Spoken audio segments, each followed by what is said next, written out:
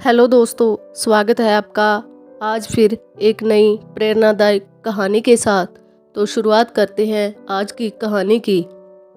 एक गांव में दो दोस्त रहते थे। एक का नाम सोहन और दूसरे का नाम मोहन था। दोनों में बहुत ही गहरी दोस्ती थी और वह बचपन से ही साथ साथ खेले कूदे पड़े। जब वह बड़े हुए तो उन पर काम खोजने का दबाव भी बढ़ने लगा, क्योंकि लोग उन्हें ताने देने लगे कि ये दोनों मस्त रहते हैं और एक पैसे का भी काम नहीं करते। एक दिन दोनों ने विचार विमर्श किया कि शहर की ओर चलें और काम खोजा जाए। सुबह होते ही वह शहर की ओर चल पड़े। शहर का रास्ता बड़े ही घने जंगल से होकर गुजरता था। दोनों एक साथ अपने रास्ते की ओर बढ़ रहे थे। रास्ता भी बहुत लंबा था, इसलिए उन्होंने एक पेड़ के नीचे आराम करने का फैसला किया। दोनों मित्र आराम कर रहे थे कि एक साधु वहां आया। वह साधु बड़ी ही तेजी से हाँफ रहा था और बहुत डरा हुआ भी था। मोहन ने साधु से पूछा कि महाराज, आप इतने डरे हुए क्यों हैं? साधु ने बताया कि आगे के रास्ते पर चुड़ैल है और उससे बचकर आगे बढ़ना बहुत मुश्किल। आप दोनों भी आगे न जाइए और वापस लौट जाइए। आगे आप दोनों को भी जान का खतरा है। यह कहने के बाद साधु अपने पथ पर लौट आया। साधु की बातें सुनकर सोहन और मोहन भी बहुत ही डर गए थे। दोनों ने आगे जाने से सोचने लगे कि शायद वापस घर ही जाना चाहिए, लेकिन फिर वापस लौटने पर लोगों के ताने सुनने के डर से उन्होंने आगे बढ़ने का फैसला ले लिया। आगे की सड़क और भी घनी झाड़ियों से भरी हुई थी। उन दोनों को बहुत डर लग रहा था। थोड़ा और आगे चलने के बाद उन्होंने एक बैग पड़ा देखा। दोनों दोस्त डरते हुए उस बैग के पास पहुंच गए। उन्होंने उसमें कुछ चमकता हुआ देखा।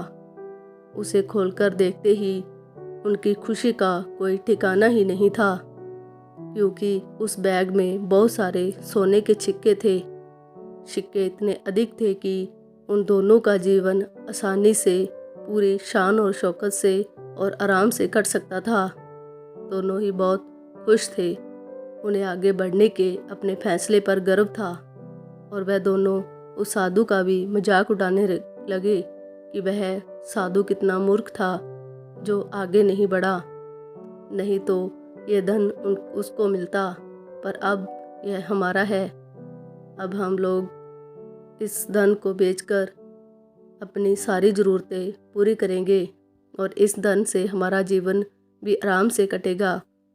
अब दोनों दोस्त पैसे बांटने और एक साथ भोजन करने का फैसला कर चुके थे, क्योंकि उन्हें भूख भी लगी थी।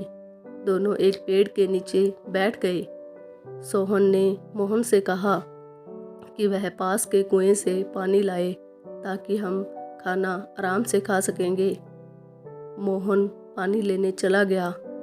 सड़क पर चलते समय मोहन सोच रहा था कि अगर वह सभी सिक्के उसके हो जाते हैं तो वह और उसका परिवार हमेशा एक साथ राजा की तरह रहेगा। मोहन के मन में लालच था। वह अपने दोस्त को मारने की योजना बनाने लगा। पानी भरते वक्त उसे कुएं के पास इधर उधर देखने पर एक हथियार मिल गया। उसने सोचा कि वह अपने दोस्त को इसी हथियार से मार डालेगा और गांव में कहेगा कि रास्ते में डाकुओं ने उस पर हमला किया था। मोहन मन ही मन अपनी योजना पर खुश था। वह पानी लेकर वापस आया और मौका देखकर सोहन को पीछे से उस धारदार हथियार से मारने लगा। सोहन वहीं ढेर हो गया था। मोहन अपने बैग और सोने के सिक्के से भरा बैग लेकर वहां से लौट चला। 1 घंटे तक चलने के बाद वह एक स्थान पर रुक गया। दोपहर का समय था और उसे बहुत तेज भूख लगी थी। उसने अपनी गठरी खोली और बड़े चाव से खाने लगा। पर ये क्या, जैसे ही उसने कुछ खाया, खाते ही मोहन के मुंह में खून आने लगा और उसे दर्द भी होने लगा था। उसने महसूस किया था कि जब वह पानी लेने गया तो सोहन ने उसके भोजन में कुछ जहरीली जंगली जड़ी बूटियों को मिला दिया था। अब जहर थोड़ी ही देर में असर करने लगा और फिर उसकी भी मौत हो गई। अब दोनों दोस्त वहीं मृत पड़े हुए थे और वह बैग यानी मयंक जैसी चुड़ैल लेटी हुई थी। हाँ दोस्तों, उस साधु ने ठीक ही कहा था कि आगे एक चुड़ैल है। सिक्के से भरा वह बैग उनके दोनों के लिए ही चुड़ैल साबित हुआ। न तो वह चुड़ैल जैसी थैली होती और न ही उनके मन में लालच होता और न ही वह एक दूसरे को मारने की साजिश करते। तो दोस्तों, यह जीवन का सच भी है। हम माया, धन और संपत्ति इकट्ठा करने में इतने उलझ जाते हैं कि अपने रिश्तों को भी भूल जाते हैं। माया जैसी चुड़ैल आज हर घर में बैठी है। इस माया के चक्कर में इंसान हैवान बन बैठा है। हमें इस प्रेरक कहानी से सीखना चाहिए कि हमें कभी भी पैसे को आवश्यकता से अधिक महत्व नहीं देना चाहिए और इसे कभी भी अपनी मित्रता और हमारे संबंधों के बीच नहीं लाना चाहिए।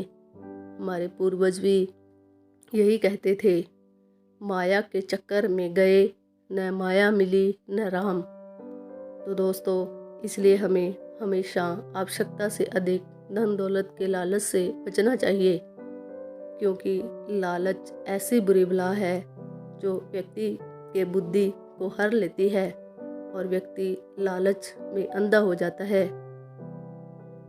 इसलिए ज़्यादा लालच को छोड़ हमें कुछ समय ईश्वर की प्रार्थना और ध्यान में भी अवश्य बिताना चाहिए, क्योंकि भगवान का स्मरण ही हमें इन बुराइयों से दूर रख सकता है। तो दोस्तों, यह कहानी आपको कैसी लगी कमेंट करके बताएं। वीडियो को लाइक करें, चैनल को सब्सक्राइब